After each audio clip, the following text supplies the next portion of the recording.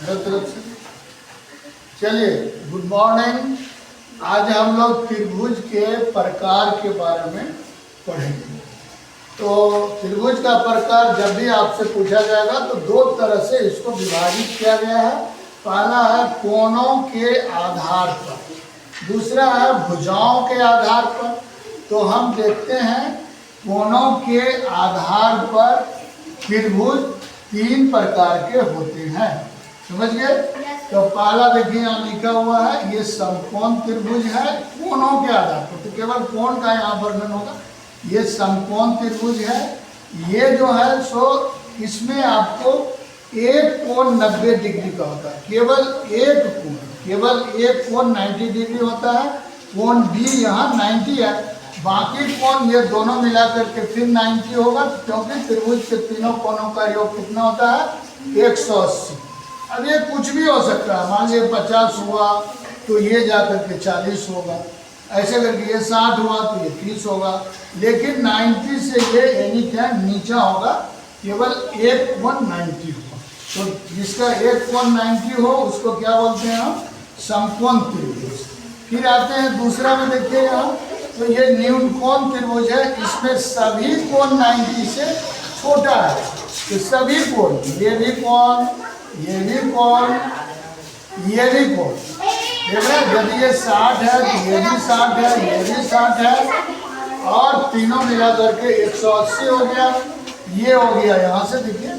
तो ये 60 से नीचा, 90 से नीचा, 90 से नीचा, 90 से नीचा, ठीक है। ये तीनों कोण 90 से कम ही होगा, लेकिन तीनों जोड़ करके हमारा कितना होगा?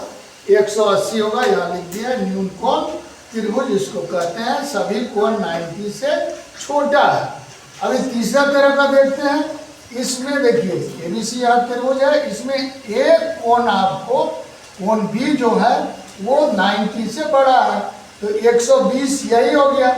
अब ये दोनों मिला करके 60 होगा। यदि ये 30 है तो ये भी 30 हो सकता है, ये 20 है तो ये 40 हो सकता है, कुछ भी हो सकता है अलग अलग, लेकिन दोनों मिला करके ये 60 होगा, ये 120 है, और ये जोड़ करके आपको हो गया 180। तो अधिक कोण त्रिभुज कौन हुआ? एक कोण 90 से बड़ा होगा। केवल एक कोण, ये याद रखना आपको कि केवल एक कोण 90 से बड़ा होगा, बाकी दो कोण जो है वो 90 से छोटा ही होगा। अब आते हैं हम लोग यहाँ पर भुजाओं के आधार पर। देखिए यहाँ लिखो, भुजाओं के आधार पर त्रिभुज, यहाँ छूट गया है, तीन प्रकार के होते हैं। ये भी तीन प्रकार के हैं। देखिए भुजाओं के आधार पर त्रिभुज तीन प्रकार के होते हैं। 1 2 3। अभी 1 क्या है? इसमें तीनों भुजा ए बी बी सी और ए सी, ये तीनों भुजा देखिए ए बी बी सी ए सी तीनों बराबर है। ए भी बराबर है, बी सी का बराबर है, ए सी का। इसको समबाहु त्रिभुज या समत्रिबाहु त्रिभुज भी कहते हैं। तीनों भुजा क्या बराबर है, यहाँ लिख दिया है। ये ए बी बी सी और ए सी तीनों आपस में बराबर है। फिर यहाँ पर आते हैं 2 नंबर में, तो दो भुजा आपस में बराबर है, तीसरा बराबर नहीं है। ए बी भुजा बराबर है ए सी का, ए बी और ए सी, ये कहलाता है समद्विबाहु त्रिभुज।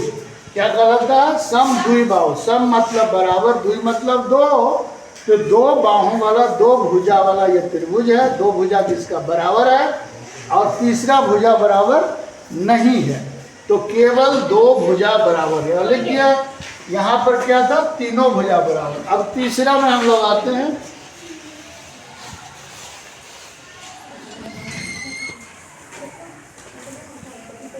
देखिए तीसरा में हम लोग आते हैं, तो ये जो हमारे पास है ए बी, देखिए ये, और बी सी और ए सी तीनों अलग अलग साइन से हमने दिखाया है।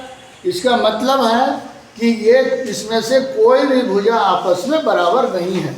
ना ए बी बराबर है, ना ए बी बी सी और ए सी में से कोई किसी का बराबर नहीं है, इसलिए हमने यहाँ काट दिया है। इसको बोलते हैं विषम बाहु त्रिभुज। सभी भुजा अलग अलग माप के हैं। स्पष्ट यहाँ लिख दिया आपको। तो सभी भुजा, तीनों भुजा अलग अलग माप के हैं। अब ये 3 भुजा के आधार पर, 3 यहाँ कोण के आधार पर, 3 3 6 प्रकार का त्रिभुज हो गया। इसके अलावे एक और त्रिभुज है जो विशेष प्रकार के त्रिभुज हैं, यहाँ देखिए। और ये इसमें क्या है, एक कोण 90 डिग्री का है और 2 भुजा भी आपस में बराबर है, ए बी और बी सी। यहाँ पर हमने लिखा है कि ए बराबर बी सी है और कोण भी बराबर 90 है। तो इसको बोलते हैं समकोण समद्विबाहु त्रिभुज। ठीक है, तो ये एक विशेष प्रकार का त्रिभुज हो गया जिसमें कि 2 भुजा भी बराबर है और एक कोण समकोण है। तो इस प्रकार से हमारा कितना हो गया, 3 3 6 और 1 7, टोटल त्रिभुज हमारे पास हो गया 7 प्रकार के। चलिए ठीक है, याद करके लाना है।